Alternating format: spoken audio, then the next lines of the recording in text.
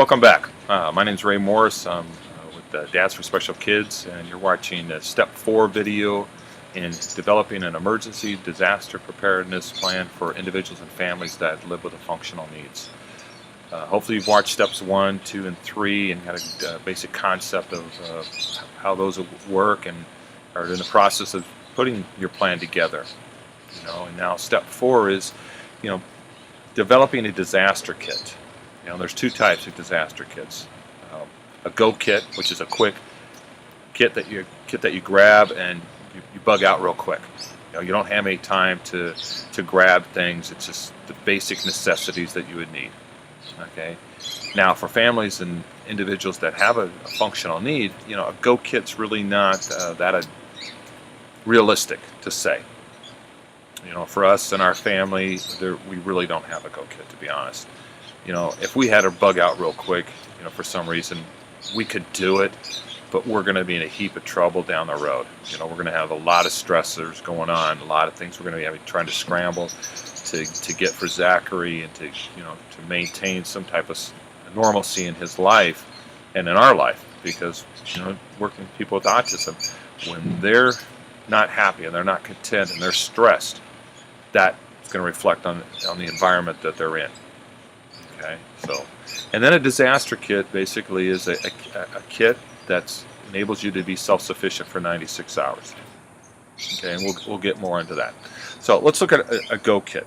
Stop and think about the basic things that you would need real quickly. That you would have to have.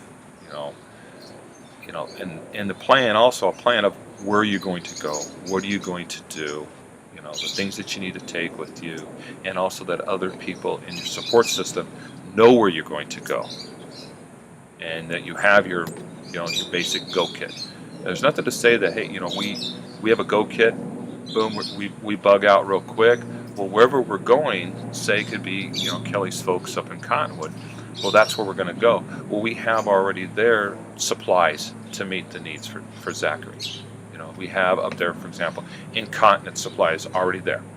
So, we don't need to have, take all that stuff with us. It's already there. Okay? Could be medications also. Could be things that he likes, as Thomas and Blue's Clues and videos and some stuff like that. That's already there. That's great. That makes less things that we would have to carry and take with us. So it would make it easier for us to get out real quick.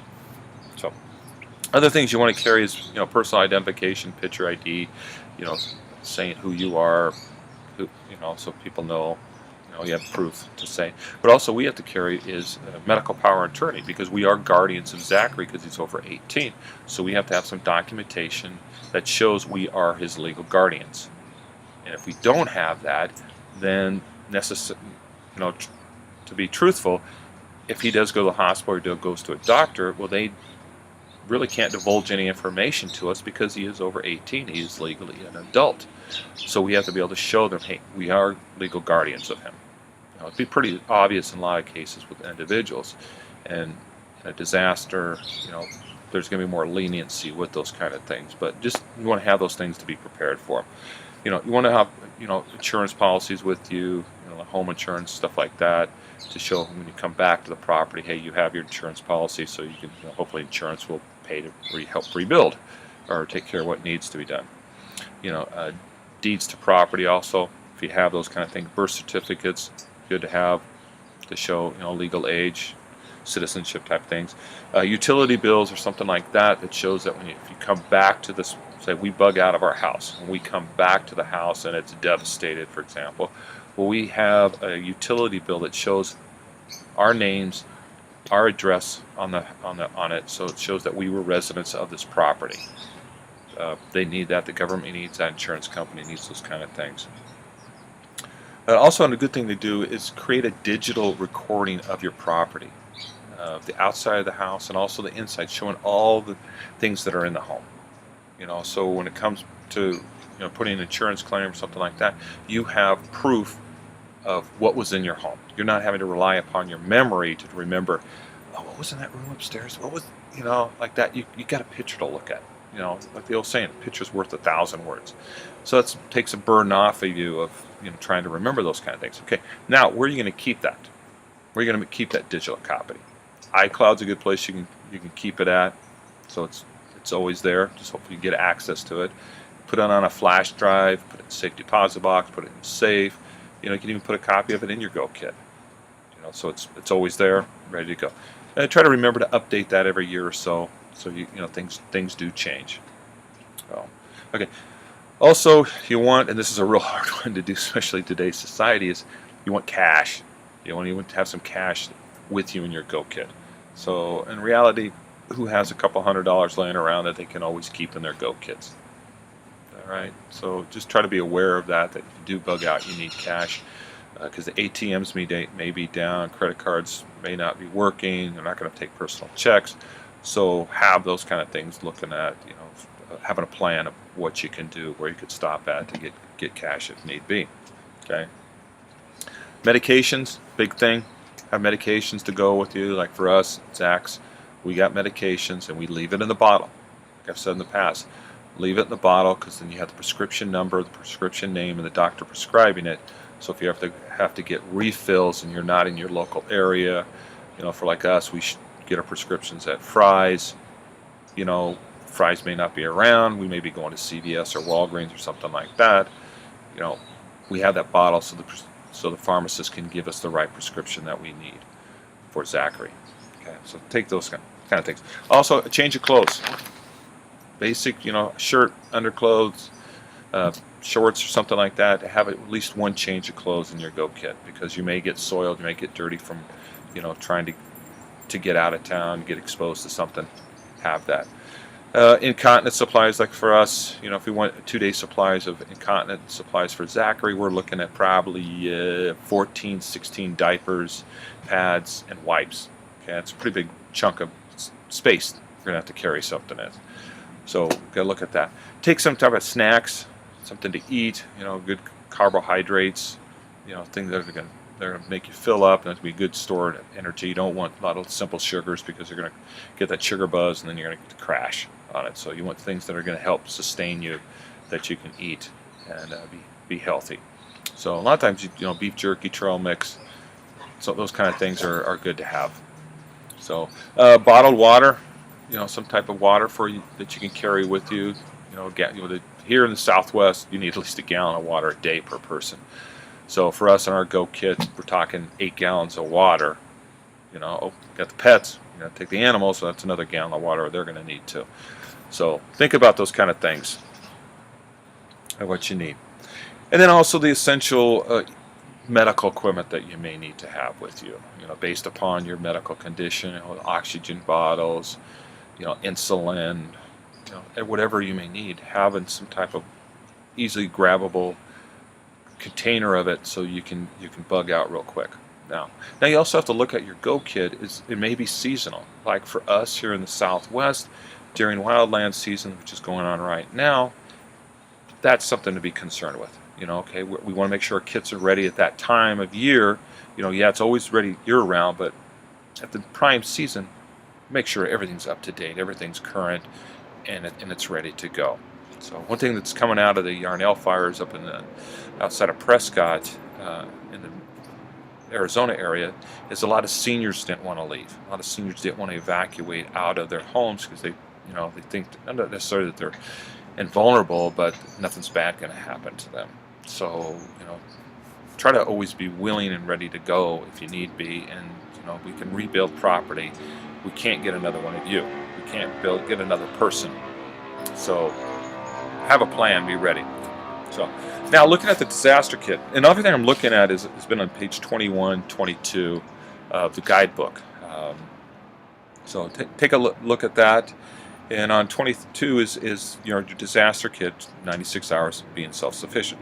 So it's taking your Go kit and just boom, making it bigger for 4 days. Okay, showing you a slide right now this is a picture of a commercial Go kit.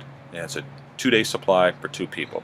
Fits in a little backpack, as you can see. Has water, has food, has all survival techniques, things that you would need: matches, Leatherman, rain poncho, dust mask, You can see all the different things that are in there. Now you have to look at that kit. Is that applicable to you? Will that work for you? Will that work for our family? Not really. I mean, a lot of things, yeah, real great. Simple, great ideas. But will it work for Zachary? Not necessarily.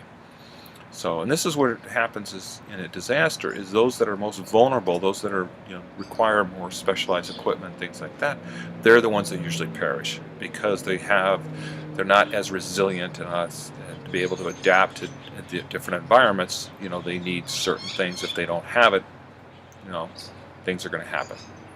So, we have to look at that. So we've taken that Go kit, that's the commercial one, and the picture now you're looking at, this is a Go kit for Zachary. All the things that we would need for him. Okay, and this Go kit that you're looking at is more towards a 96-hour ordeal. There's enough things there for him. As you can see, there's loaves of bread. He goes through a loaf of bread a day. That's his staple: peanut butter and jelly. All the incontinence supplies. You got his Thomas the Tank Engine stuff. He got his little stuffed animals that he wants. There's a laptop there for him to be able to watch some shows. How do we recharge the battery with that? We can do it off the car battery if we need to charge it up, or hopefully there is electricity around that we can tap in, plug in, recharge the battery. So those are the kinds of things that you have to look at, and it's looking at each individual person of what they need. Okay, and as on page 23 that you're looking at now, this is just a continuation of things that you need to consider of what you may need. Over-the-counter medications, have a basic first aid kit for your 96-hour disaster kit, basic tools and supplies that you can repair things. Okay, like if you're bugging out in your car, make sure you have an extra fan belt, water for overheating. You can do basic repairs. Make sure your spare tire is inflated, that it is good. You have that. Okay. Eating utensils, battery hand cranked radios. This is a good thing to have.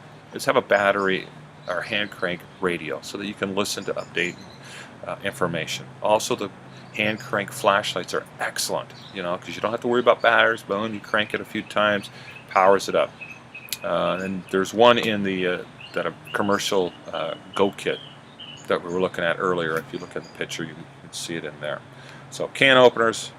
A whistle. Whistle's good for calling for help, for distress, to get attention.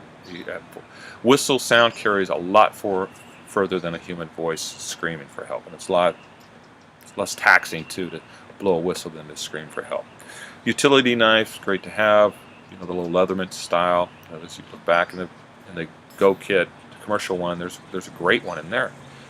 Multi-purpose. Has a knife, pliers, other little tools that you may need. Okay. And then have some pencil paper to write with, toiletry items that you may need. Toilet paper, great thing. You never know. Toilet paper can be worth a lot of money later on. And then have some little entertainment things that you keep you entertained. Deck of cards. Also, deck of cards is in that commercial bag because you can play card games to help relax and make time pass by. Okay. Now look at the specialized equipment that you're going to need for the individual. We looked at with Zachary under his disaster kit. All the specialized things that he's going to need to help him maintain contentment, happiness, and his little homeostasis to say. Okay. Now let's look at some finer things when it comes to functional needs. Okay, if you wear contacts, have a pair of glasses with you that you can use, because contacts, they're only going to last for so long. Okay. If you have hearing aids, have extra batteries with you. Okay.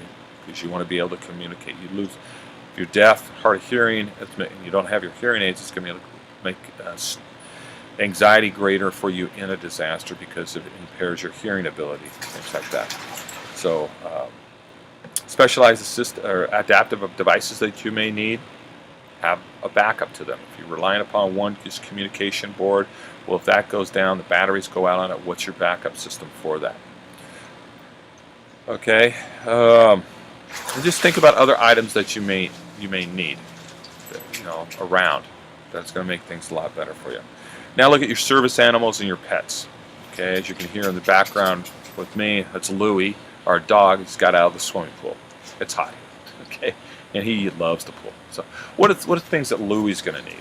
Dog food, toys, things like a leash to help keep them close by so they don't wander off. Look at those kind of things that you're going to need. So, okay. So that's step 4. That's looking at the items that you need for a go kit, which is basically 2 days quick bug out kit, versus a disaster kit being self-sufficient for 96 hours. It's looking at all those items that you will need for for your family to stay intact and be safe, and you have to look at each individual person. Okay, what I'm going to need is going to be different than my wife Kelly, Zach, Tyler, Lewis, our dog, all those kind of things, all those things that they're going to need. That makes up our disaster kits. Okay, how much space is that going to take? How are you going to transport that stuff? If we had to bug out, where are we going to get all that stuff into what vehicle and get all the everybody else in there too? So you have to look at those kind of things, and you don't want to wait for the disaster to hit and all of a sudden be reactionary. Just now taking this little bit of time thinking about it, it's going to help you if you actually ever do have to bug out. So, but hopefully by then you've taken some steps and have a better idea of what you're going to need. So I just want to thank you again for taking the time, making it through step 4. I got step 5 coming up. And if you have any questions, contact me, Ray Morris at dadsforspecialkids.org. Check out our website. Hopefully that's where you got this from. But just send us some feedback. Let us know how we're doing, what we can do to help you out. And we want to expand. We want to help and reach more families that have a child with special health care needs to keep the family intact. Because that's where it's at. Having a healthy family helps to build a better society. So once again, thanks a lot, and I'll see you later. Bye.